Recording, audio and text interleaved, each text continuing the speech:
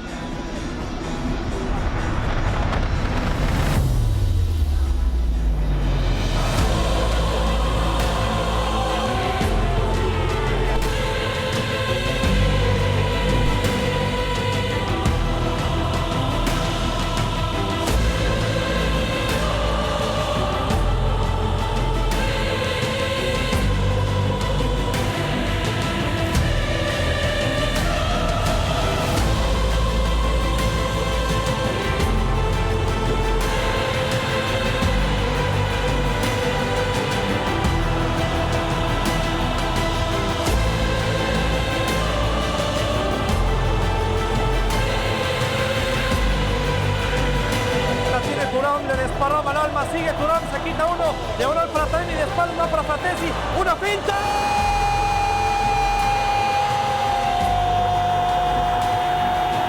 Del Inter, 106 el marcador global. El Inter está sacando al Barcelona.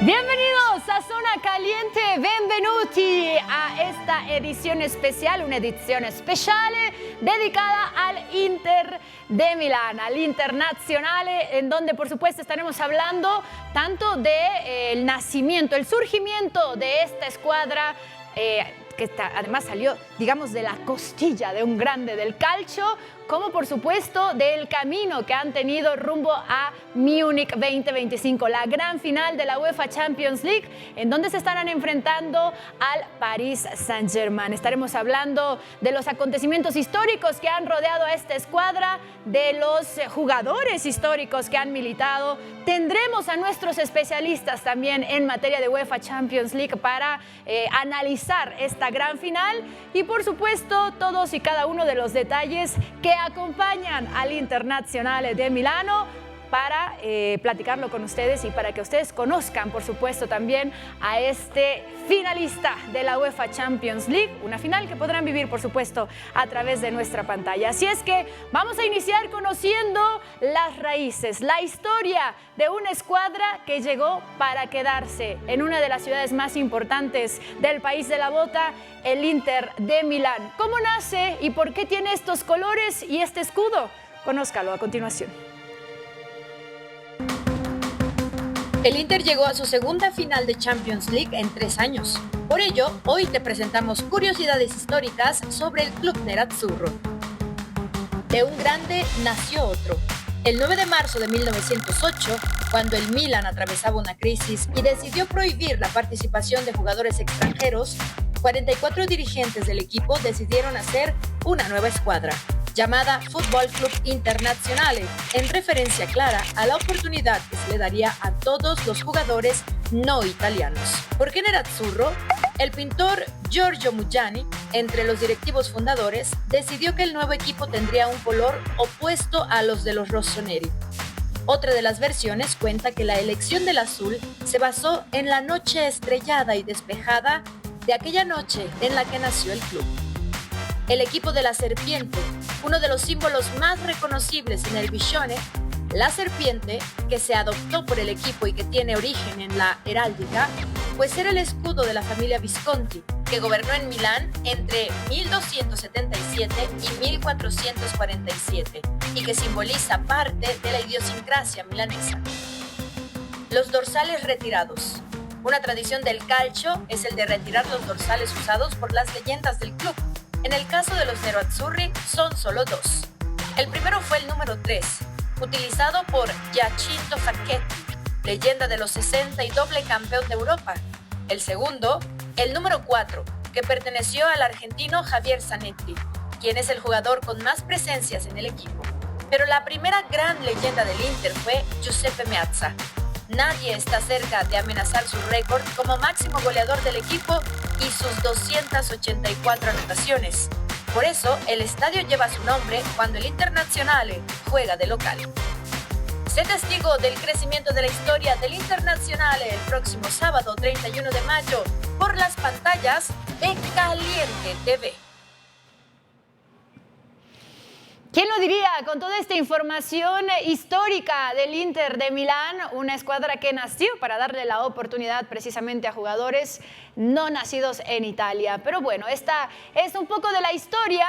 ¿Y quién mejor para hablarnos justamente de la escuadra rival del Paris Saint-Germain en esta final de la UEFA Champions League que un experto en esta materia, como lo es mi compañero Andrés Agulla? Te damos la bienvenida a este espacio de Zona Caliente especial Inter de Milán, en donde precisamente queremos platicar todo y que derroches este conocimiento que nos has regalado también cada jornada en la UEFA Champions League. Especialmente hablar de las figuras históricas de esta escuadra. Andrés, tal es el caso de Javier Zanetti. ¿Cómo estás? Bienvenuto a este espacio. ¿Qué tal, Jackie? ¿Cómo estás? Bueno, acabas de dar una clase vos de tu conocimiento del Inter, de la historia del fútbol y sobre todo de italiano, porque el resumen que acabas de hacer de lo que ha significado el Inter en el fútbol italiano ha sido perfecto. Nació como una pata, como una herencia del Milan y ha construido su propia identidad a partir principalmente después de aquella primera época que bien explicabas en el video. Vino la era Moratti, primero con el padre, después con el hijo, y a partir de ahí han tenido características bastante parecidas en cuanto a cuánto derrochaba, invertía, buscaba, gastaba, hasta que ha llegado esta última época de los últimos años, la última década, donde ha pasado por varias propiedades, varios dueños en esta ya modernidad del fútbol, donde tiene grupos inversores que son los dueños de los equipos. Pero perfecto resumen el que acabas de hacer del Inter. Sí, y bueno, muchas gracias, querido, gracias por este reconocimiento, por supuesto, para toda la producción, pero hablemos de Javier Zanetti, porque es uno de los pocos jugadores, más adelante los vamos a conocer, de los cuales el Inter ha decidido retirar su número, retirar su dorsal, y no solamente ha sido figura en el terreno de juego, sino también hoy por hoy como un gestor más de esta institución.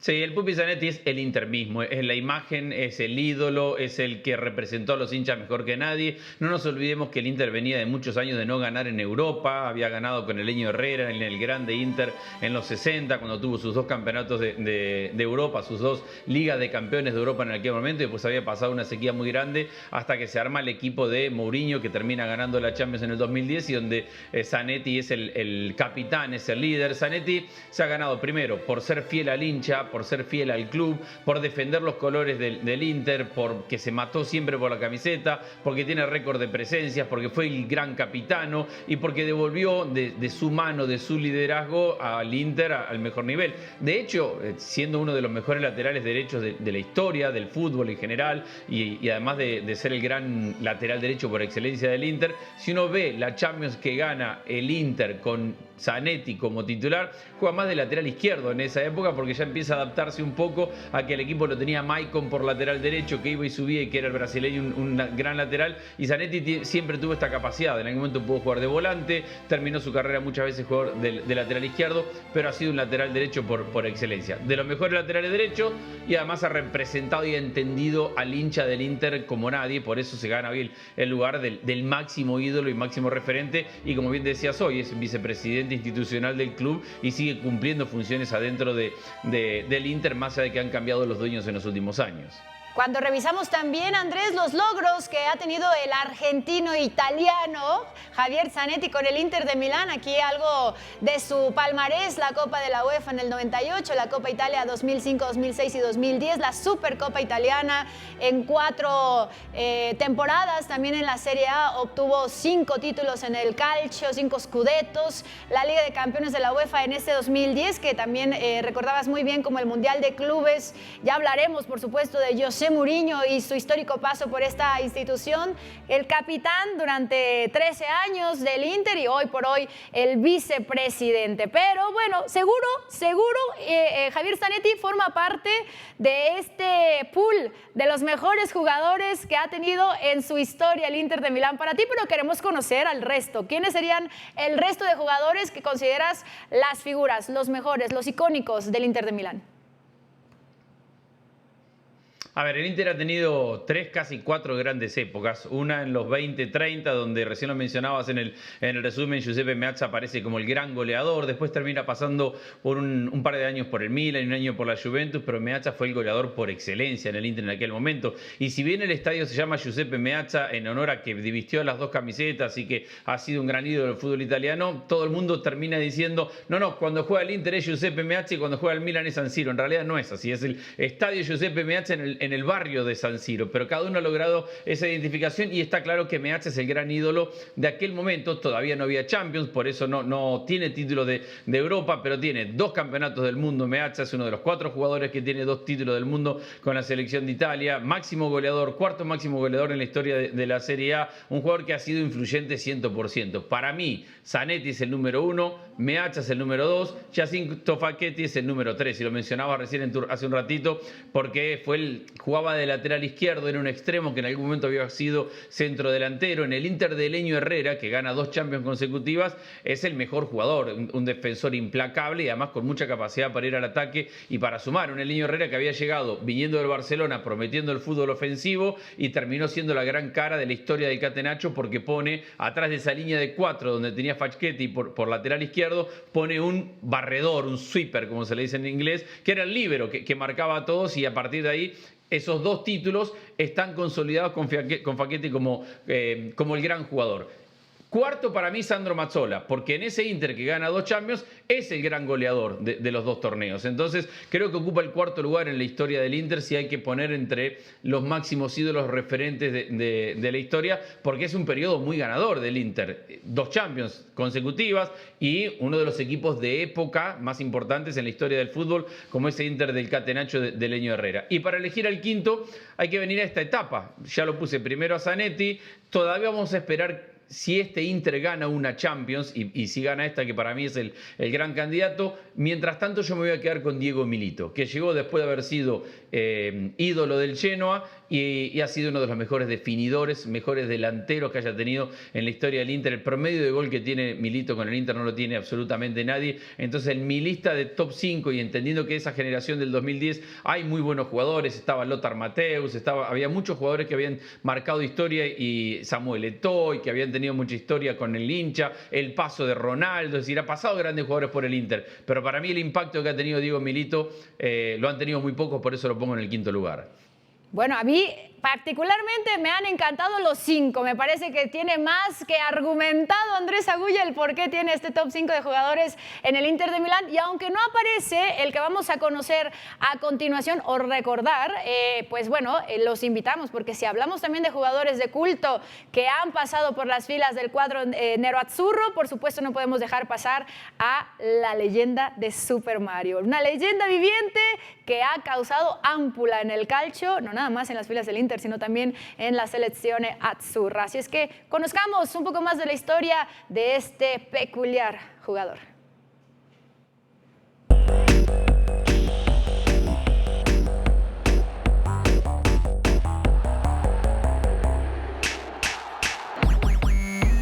Mario Balotelli.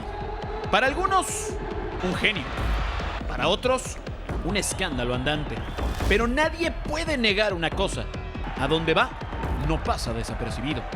Nacido en Palermo, criado en Brescia por una familia italiana adoptiva, Balotelli aprendió desde pequeño lo que era vivir entre 2 mundos: piel africana y pasaporte italiano, además de un carácter imposible de ignorar.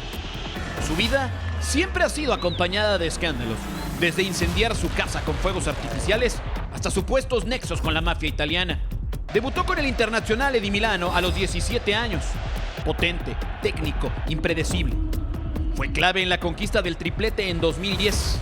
José Mourinho decía de él: un fenómeno, pero difícil de manejar. En su paso por el Inter del 2007 al 2010, Super Mario jugó 86 partidos, hizo 28 goles, conquistó 3 veces la Serie A, la Supercopa Italiana en 2008, la Copa Italia en 2009-2010 y la Champions League en 2009-2010. Su talento era innegable, su actitud impredecible, enfrentamientos con José Mourinho, roces con compañeros e incluso con la afición, a la cual Mario Balotelli llegó a decir: soy el mejor, pero no me entienden.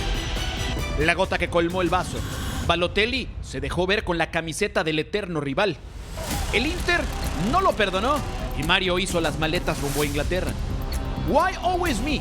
Esa pregunta se convirtió en un símbolo. ¿Por qué siempre él? Tal vez porque nadie se atrevía a ser como él. Cuando más lo necesitaban, Mario aparecía. Como el Euro 2012, 2 goles ante Alemania, uno de ellos pura poesía física y futbolística. ¿Genio incomprendido o rebelde sin causa? Quizás simplemente Mario. Mario Balotelli, el jugador que quiso cambiar las reglas a su manera. ¿Por qué siempre yo, Andrés Agulla? Te tengo que preguntar, después de lo que hemos recordado del paso de Mario Balotelli también en las filas del cuadro nerazzurro, incluso lo decíamos en selección nacional, ¿es leyenda o no con respecto al Inter de Milán? Ni por casualidad. En un equipo con tanta historia, con Meazza, Facchetti, Mazzola, Milito, Eto'o, Lothar Matthäus, Lautaro, Zanetti obviamente, un jugador extremadamente talentoso que desaprovechó su carrera por sus locuras y sus caprichos y que la personalidad no le permitió ser un verdadero referente en la historia del fútbol. El talento lo tenía, la capacidad técnica la tenía, pero su cabeza no. Y entonces cuando un jugador no tiene la cabeza a la altura de sus cualidades técnicas, no puede ser leyenda de ningún club. Creo que la sensación que nos deja de su paso por el Inter y por el fútbol en general es qué talento más desperdiciado, porque todo el mundo está de acuerdo que era extremadamente talentoso y técnico, pero no puede ser leyenda un jugador que no tiene en un equipo tan grande la cabeza ni siquiera cerca de su capacidad con los pies. Qué duro, Andrés, pero bueno, esto me parece también bastante objetivo con respecto a la evidencia. Por aquí tenemos algunos logros precisamente de Mario Balotelli, este polémico futbolista con el Inter de Milán, pues fue parte del triplete. En la Serie A tuvo también estos 3 escudetos. En la Copa Italia lo consigue 2009-2010, luego el Mundial de Clubes. Y también, por supuesto, el tema de la Champions. Jugó 86 partidos con el Inter y casi 30 anotaciones. Así es que, bueno, ahí está Mario Balotelli, una de las figuras que, por supuesto, dio y sigue dando de qué hablar en el calcio. Ahora, hemos platicado mucho de las semejanzas, las similitudes, las coincidencias que hay con el Inter de Inzaghi y el Inter de Mourinho. Y es que, por ejemplo, el Inter del 2010 con el del 2025, Diego Milito y Lautaro Martínez, los goleadores de esos dos equipos argentinos. ¿Coincidencia o no? Ahí los tiene Diego Milito, lo hablaba también Andrés Agulla, como uno de los mejores futbolistas que han militado en esta escuadra. Lautaro Martínez ha hecho 3 goles más de los que Diego Milito en este caso, así es que bueno, ahí está el Toro, como también lo conocen, como parte de las semejanzas, siendo el romperredes de la escuadra de Inzaghi. Ahora, también derrotaron al mismo rival en semifinales. Por supuesto, hablamos del Barcelona, el cuadro culé. Aquí en el 2010 como en el 2025 coincide que la llave los lleva a unas instancias de semifinales. ¿Y qué semifinales las que nos han regalado también, por supuesto, en esta temporada 2025? 13 goles en 2 compromisos. Miren ahí en el 2010 el capitán, el eterno capitano Puyol. Y bueno, otras de las semejanzas. Ahora, hablemos de los laterales. Los laterales porque son casi con números idénticos y que también fueron vitales. Estas son otras de las semejanzas. Y es que Denzel Dumfries y Maicon pues tienen estos números casi idénticos en los aportes que han hecho precisamente en las filas del Inter de Milán. Así es que bueno, ahí está. Otra de las coincidencias son justamente lo que han hecho los laterales en cada una de las temporadas. Otra coincidencia, y es que sería esta la cuarta coincidencia, mientras seguimos viendo, por supuesto, algunas de estas históricas imágenes, es que tanto el Inter del 2010 como el del 2025 tienen el mismo promedio de edad en sus plantillas. Así es que esto también podría ser algo que acompañe a un Inter que en aquel 2010, comandado por José Mourinho, pues consiguió precisamente el título de la UEFA Champions League, un histórico título, por supuesto. Así es que el promedio de edad casi idéntico, 29 años y 6 meses era el del 2010 y el actual tiene un promedio de 29 años, pero 7 meses, solo un mes de diferencia. Y bueno, los técnicos, aquí José Mourinho y Simone Inzaghi, ambos han llegado a las instancias de final con el chance a las semifinales, disculpe, con el chance de conseguir el triplete, por lo menos hasta las semifinales.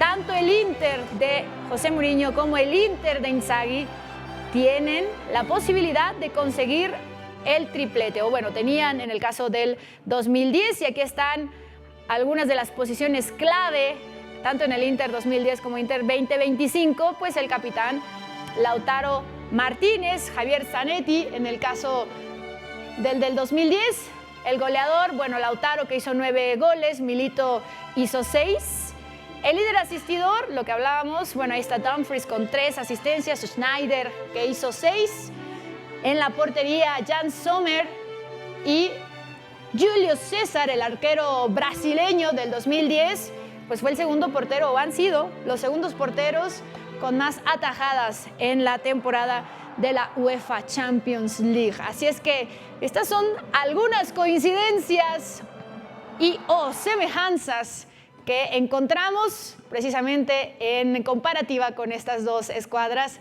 la que fue campeona de la Champions en el 2010 y la que tiene la posibilidad en esta temporada 2025. Ya está usted viendo en pantalla a nuestro especialista Munir.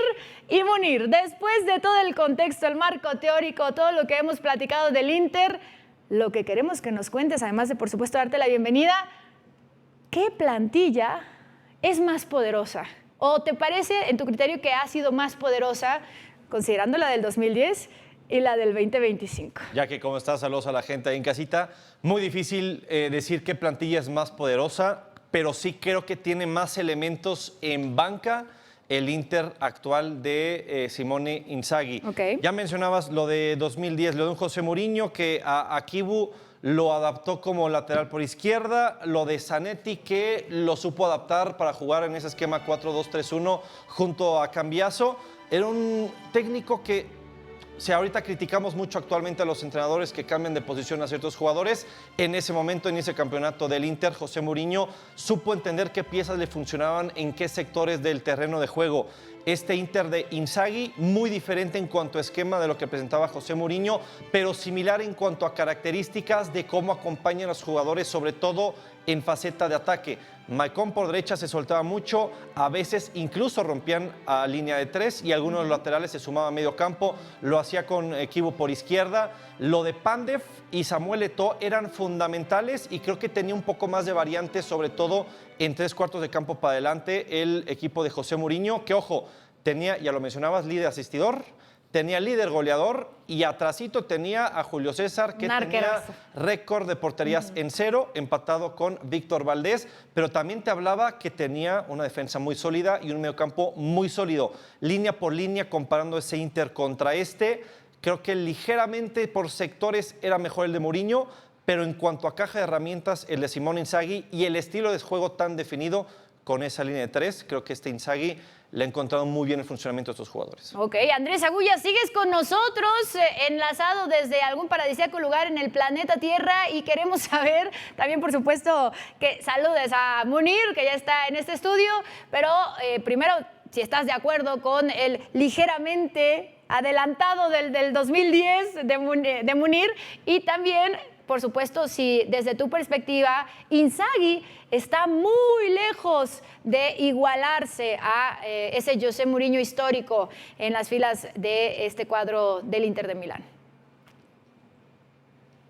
Primero, un gran abrazo a mi amigo Munir. Es hasta injusta la comparación, aunque la tenemos que hacer, porque estamos hablando de un equipo referente, histórico, un equipo de próceres, de leyendas, de un equipo que gana la Champions después de 45 años, contra un equipo que, si gana la Champions ahora, diremos, bueno, metió una final y ganó una Champions en 3 años. Si no la gana, este grupo de jugadores pasará y diremos, sí, bueno, llegó muy bonito, 2 finales, nunca ganó la Champions. Entonces, eso va a terminar de poner en el lugar qué historia tiene cada uno. Es verdad, y estoy de acuerdo con lo que dice Munir, aquel equipo tenía muchas más herramientas ofensivas. Pandev, que terminó su carrera como delantero, era volante en aquel equipo. Thiago Motta, desde la mitad de la cancha, era un jugador muy completo y llegaba y armaba mucho. Lo tenía Samuel Eto'o y a Milito arriba. Wesley Sneijder era un enganche de primerísimo nivel. Tenía laterales, como bien decía recién Munir, Maicon era un delantero más, el típico lateral brasileño que llegaba en profundidad permanentemente. Yo creo que depende este Inter que gane en la final de la Champions para que dentro de 20, 30 años en una mesa como esta se sienten ustedes dos con algún otro y le digan, bueno, pero el Inter, cuando ganó la Champions en la final contra el Paris Saint-Germain, tenía el crecimiento de Lautaro, un gran capitán, Dumfries era un lateral de primerísimo nivel, la mitad de cancha con Varela era sensacional, cómo redescubrió su carrera Çalhanoğlu, que pasó de ser un 10 a un volante de contención. Entonces la historia les dará el contexto, pero mientras aquel equipo ganó una Champions después de 45 años, si este no la gana, aquel equipo siempre va a quedar mejor y siempre quedarán en la historia. Ahora, técnicos, Mourinho ganaba su segunda Champions con el Inter. Creo que se ha consolidado hoy Inzaghi, su segunda Champions como entrenador, había ganado con el Porto. Se ha consolidado Inzaghi como un entrenador top del mundo, pero los entrenadores top ganan Champions, entonces volvemos a lo mismo también. Está todo muy bien lo del Inter de hoy, pero tiene que ganar. Si no gana la final de la Champions, no sirve de nada ni la comparación, no va a existir la comparación, porque aquel ganó mucho y este no gana. Pero para mí va a ganar. Ya me respondió la pregunta Andrés Agulla, Munir, así es que comprométete tú también. Puede, porque ya tiene la capacidad, tiene Munir a los es del Paris jugadores, Saint-Germain. tiene Yo el lo conozco. fútbol. Ha demostrado también en la fase de liga de este nuevo formato de la Champions League. Solamente tuvo una derrota ante el Bayer Leverkusen. Entonces, ¿va a ganar Inter de Milán esta edición 2025 de la UEFA Champions League? No.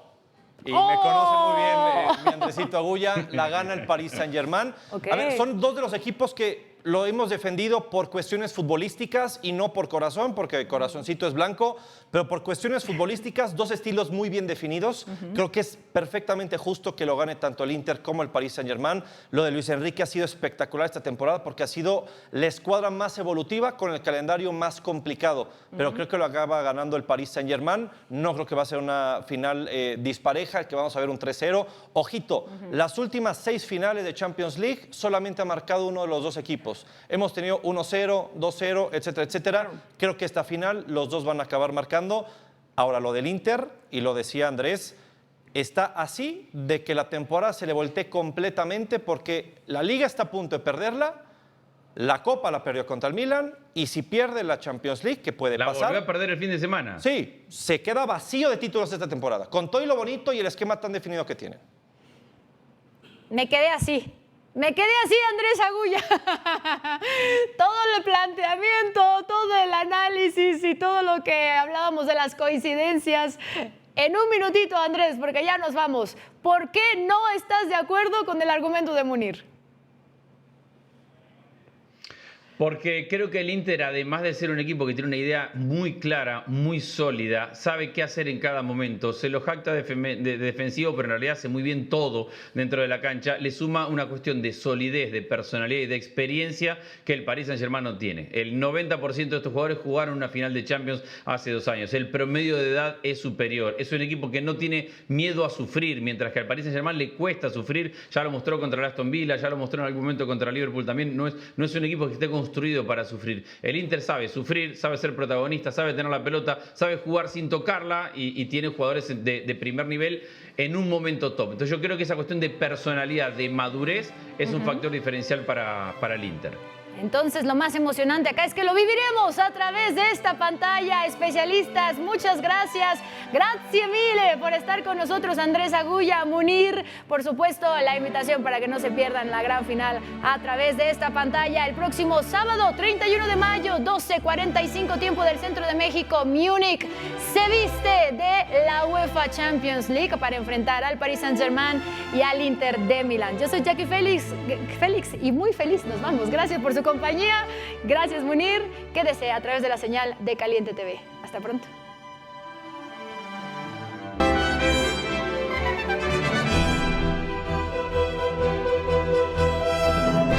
Este programa fue presentado por Heineken y Sabritas, patrocinadores oficiales de la UEFA Champions League.